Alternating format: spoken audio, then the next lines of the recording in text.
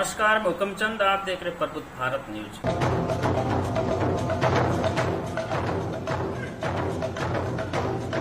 वर्णवाद ने हमें ही अपमानित किया है।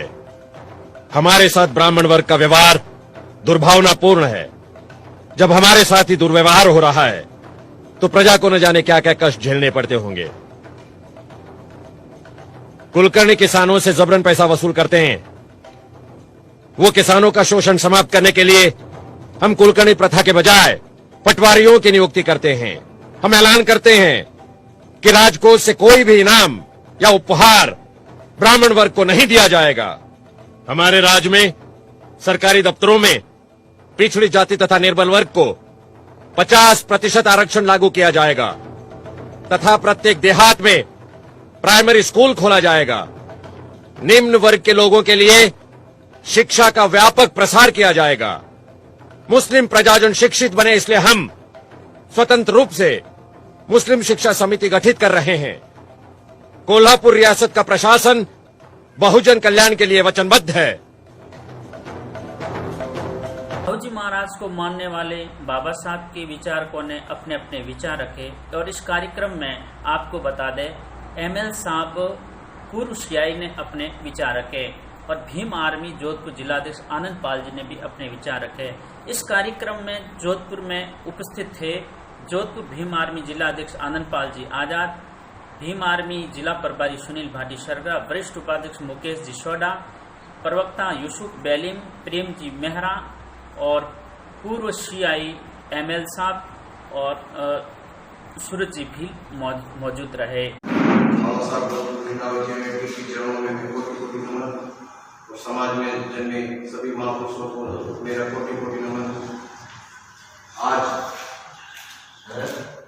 विजय दिवस पर हम सब बाबू जी महाराज को कोटि कोटि नमन यहाँ एकत्रित हुए हैं और दिन ब दिन माननीय सुप्रीम कोर्ट जजमेंट देता जा रहा है हर बार लेकर आरक्षण को लेकर। अभी 2 दिन पहले ही एक जजमेंट और आया था पंजाब और दिल्ली से, जिसके लिए भाई ने ऑडियो भी जारी किया है। 15 तारीख को बंद को लेकर पंजाब बंद को और 23 को बंद को पंजाब बंद को और 16 को दिल्ली में जंतर मंतर पर। तो मैं चाहता हूँ कि हम जब तक एक होकर पूरा विरोध दर्शन नहीं करवाएंगे तब तक ये इस तरीके के जजमेंट सुप्रीम कोर्ट देते रहेंगे।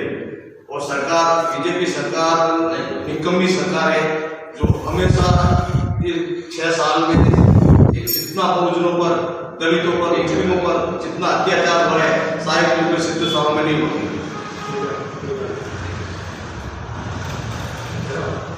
हमारे बड़े भाई चंद्रशेखर जी दिन रात संघर्ष कर रहे हैं समाज के लिए और हम उनकी ताकत बन के उनके पीछे खड़े कंधे से कंधा मिला के भाई के लिए साथ चल रहे हैं और आगे भी चलते रहेंगे। और मैं फिर 2 दिन समाज को और मैं संदेश देना चाहता हूँ कि आप हमारा इस लड़ाई में साथ दें।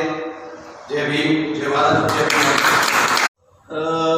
आज दिनांक 26 जुलाई 2020 को आज से 118 साल पहले हमारे ओबीसी समाज में जन्मे छत्रपति शिवाजी महाराज ने कोल्हापुर महाराष्ट्र में अपने शासनकाल में SC, ST, OBC और मुस्लिम समाज, ईसाई सभी के लिए स्वर्ण जातियों को छोड़ के 50% सभी जगह रिजर्वेशन की नींव रखी थी। अपने शासन में रिजर्वेशन लागू किया था। इस उपलक्ष्य में मैं छत्रपति शिवाजी महाराज को नमन करते हुए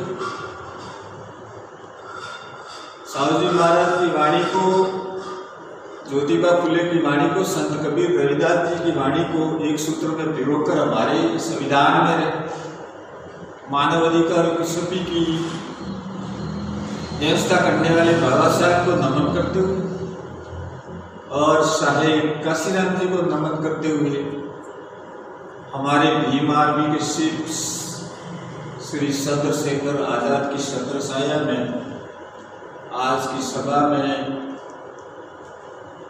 विराजमान भीमार्मी के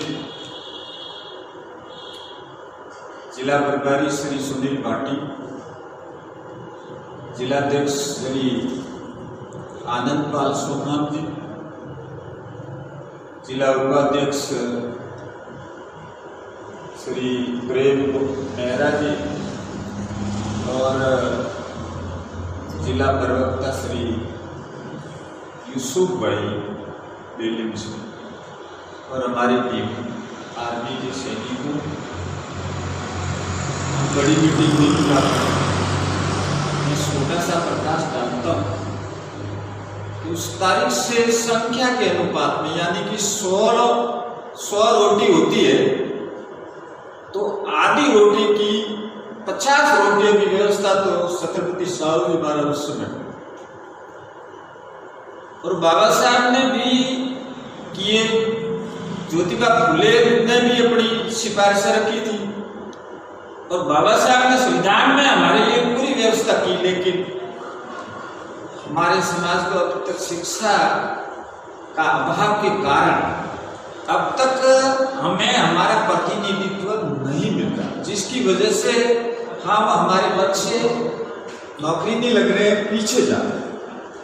ये हमारी गलती है। मैं हार्दिक आभारी रहूंगा भीम आर्मी का कि मेरे को जयपुर, दिल्ली, चंडीगढ़ से मेरे सीनियर्स ने, समाज सेवक है जो, उन्होंने बोला था कि आज का दिन थोड़ा आपको किसी जगह जाके बैठना पड़ेगा और लोगों को ये दिवस है वो आरक्षण दिवस के रूप में मनाना चाहिए। मेरी बात भीम आर्मी ने थोड़ी मानी, मैं आपका हार्दिक शुक्रगुजार हूँ और मैं भीम आर्मी के लिए बिना बुलाए भी आता हूँ और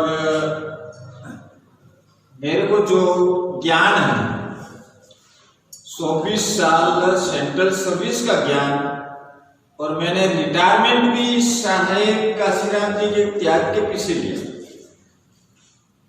मेरा बेटा, बहू और बेटी अच्छे पढ़े लिखे हैं और मैं आज 15 साल हो गया, 15 साल की नौकरी बची हुई थी। मैं नौकरी साहब काशीराम जी का त्याग के पीछे थोड़ा सा त्याग मैंने नहीं किया कि हमें अपने SC, ST, OBC, मुस्लिम समाज को, माइनॉरिटीज को कुछ समय देना चाहिए और मैं दे रहा हूं।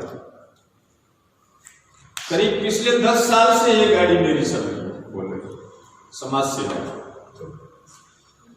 मैं नौकरी छोड़ा, उससे विधानसभा बसपा की सीट से जालोर से निकला, बसपा में 4 साल रहा, बहन जी तक पहुंचा और मैंने बहन जी तक ये बात पहुंचा दी और बोल दी कि बहन जी इस हिसाब से तो मूवमेंट एक ढेले की भी आगे नहीं बढ़ी। अब बहन जी नहीं माने, मैं क्या कर सकता हूं?